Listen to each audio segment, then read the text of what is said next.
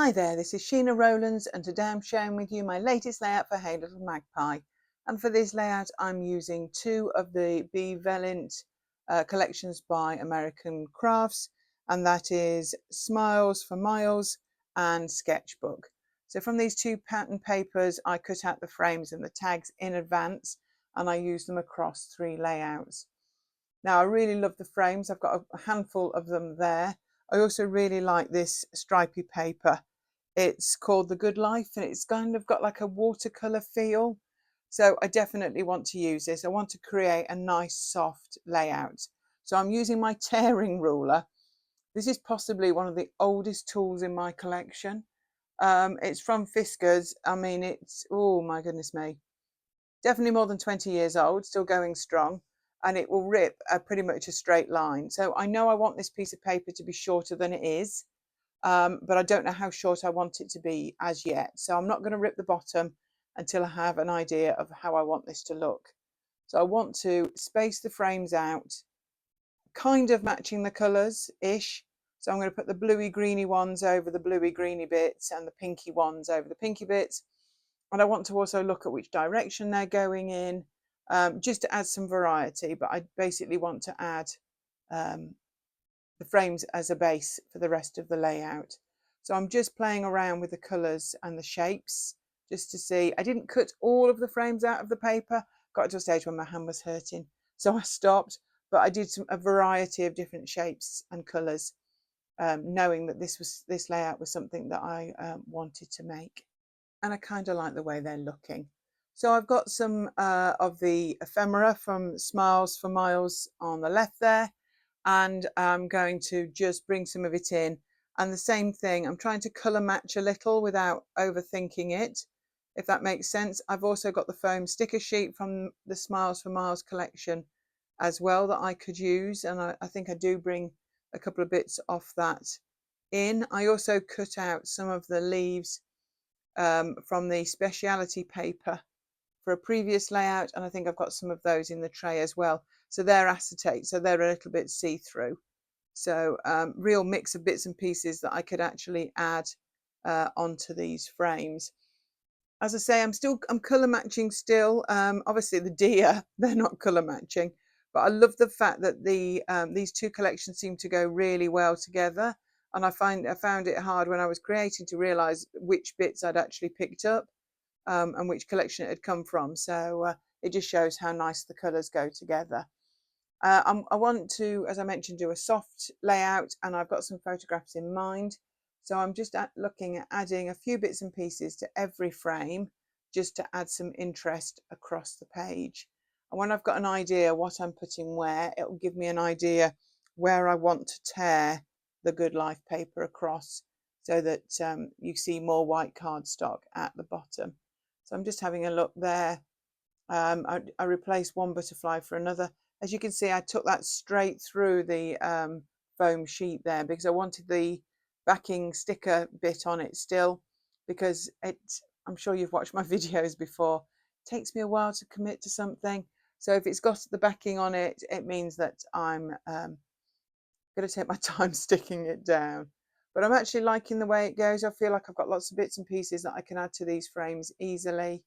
I think the deers are really cute, and I wasn't expecting deer in what I thought was kind of like a travelly range.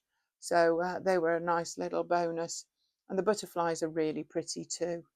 I really like how this is coming together. So I'm going to now figure out how long I want that piece of paper to be, and then I will slightly take a photograph of what I've already done, so I've got an idea where all the bits were. But I want to get this background sorted first. Obviously, when you're using a tearing ruler, you can get it relatively straight. So I just want to put some pencil marks on that paper so that I can actually get it torn so that I can move forward. Before you ask me how big it is, which I've got a funny feeling you might, it's about 7.5 inches tall, give or take. So I'm actually going to bring that tearing ruler back in, match up my marks. So I'm double checking. I'm a bit of a sewer as well, and I don't know whether you've heard the phrase measure twice, cut once. They really recommend it with fabric, and sometimes I feel a bit like that with paper. I'm really happy with the way that's looking. See, ruler back in. Got to be sure I've only got this one sheet and I want it to be right, and I want it to be pretty straight. So leaning against the ruler, you can get a really good tear on there. Just tweak that bit at the top there where it started, and I'm really pleased with that. Just making sure it is about the same width across, and it is, because the paint marks on it aren't actually straight. I think it throws your eye a little bit, but actually when it's got all the embellishments on it later on, you don't notice at all. So I'm just using a bit of double-sided tape to stick that down over the card. Decided I wanted to add some embroidery sewing to it, so I dig out a load of threads and then I match them to the colours. And when I say match them, they're tonal, they're not exactly the same. I mean, God forbid, if you could see the state of my embroidery cottons, you'd be charging around here to help me sort them out. But anyway, I found some that are really pretty good matches-ish, and I'm going to use those, and I'm going to do one long stitch over each of the stripes in the paper. So I've got my foam mat, I've got my pokey tool, and I've got my Tim Holtz ruler, and I'm going to start by just doing some pencil dots. Yeah, the cautious side of me is at it again. I can't help myself. But if I'm going to stick holes in this white cardstock, you're going to know about it. Now, this is the thicker white cardstock from Hey Little Magpie that I'm using as my base. Brilliant for this. It holds all this beautifully. Doesn't bend at all when I start the sewing. So I would really recommend you have a look for that in the store. So this is my pokey tool. I'm going over the pencil dots and I'm just making those holes, and I'm rubbing out any of the pencil now, because it will be a devil of a job once I start sewing, because now the holes are there. So I sew all the lines off camera with the threads that I showed you. I've laid everything back out using the photograph, and now I'm going to actually cut through the inside of 3 of the frames, because I've decided I actually want to use 3 photographs. So I'm actually going to put the frames over the pictures that I choose. I want to get just the right spot, so I'm just taking my time to leave a little bit of a white border inside the frames so that they will sit really nicely when I come to print the photographs to go with them.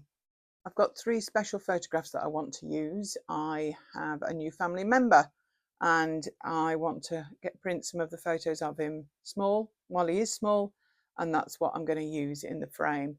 Now, I know there's blues and pinks on this layout, so it's very generic when it comes to gender, which is absolutely fine with me. So I do the other 2 frames off camera, and I've added the photos in behind. I've got some Hey Little Magpie embellishments there, some like faux leather hearts that say the word love. They're in some really cool pastel shades, and they go really well with this collection. And in fact, I'm going to add 3. I'm going to add 1 to each frame. I think that's the only highlight those picture frames need. Got some gold hearts there. I use one and then I take it off a bit later, but you know, that's kind of the way I work sometimes. I'm now going to see what else I can add in. I want to add a title which isn't there yet, and I potentially want to add a few more bits, just making sure there everything's stuck down and nothing's going to fall off, because it wouldn't be the first time. And there's these strips of phrases that come with this ephemera, and I'm actually going to cut them down and use the words I want and change the phrases a little bit. So this one I'm trimming down to say love you in the blue, and I think I find one of the peachy pinky ones and I cut out the word remember. I think we all forget how quickly babies change, and I want to remember the first few weeks where they're still in that newborn squidgy phase. So I thought that would be another perfect word to add to this. So I feel this layout is pretty much there now. There's just maybe a few little bits and pieces to tweak. I'm just getting these titles down. Do check out both of these collections, which are Sketchbook and Smiles for Miles by Bea Valint for American Crafts. You'll find them in the Hey Little Magpie store now. Have a look at the videos from the other DT as well as myself. Lots of inspiration out there, also on our Facebook group and Instagram as well. Give this video a thumbs up and a like if you'd like, and any comments I will answer at the bottom. I'm just adding a few enamel dots just to add another dimension. I'm adding those to the center of the camera and the flowers. So this is the finished layout in all its glory. Thank you very much for watching. Much appreciated. and I hope to see you here real soon. Bye for now.